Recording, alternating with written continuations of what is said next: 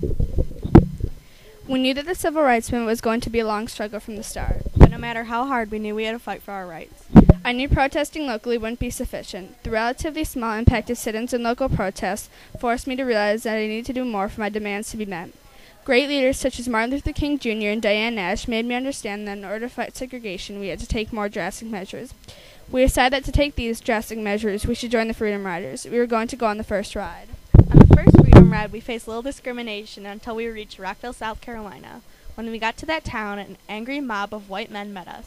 All of the men attacked us, hitting us and punching us until we were on the ground rolling with blood-stained faces. After turning to the bus, bruised and beaten, we continued on our journey.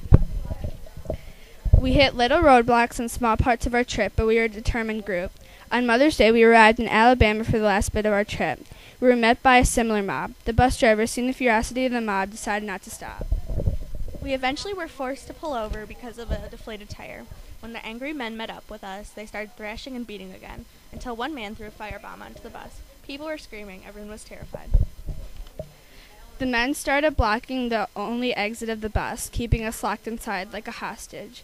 We were inside, frightened, until one of the gas tanks blew.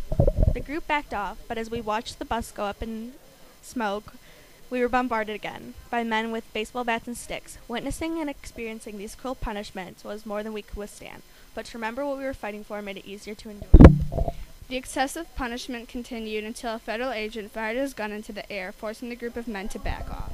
From then on, we thought we were safe. JFK had insisted the National Guard protect us, not letting any white men near us. We had a successful journey until we reached Birmingham. In Birmingham, we were all arrested for 6 months. We decided to stay in jail for 40 days.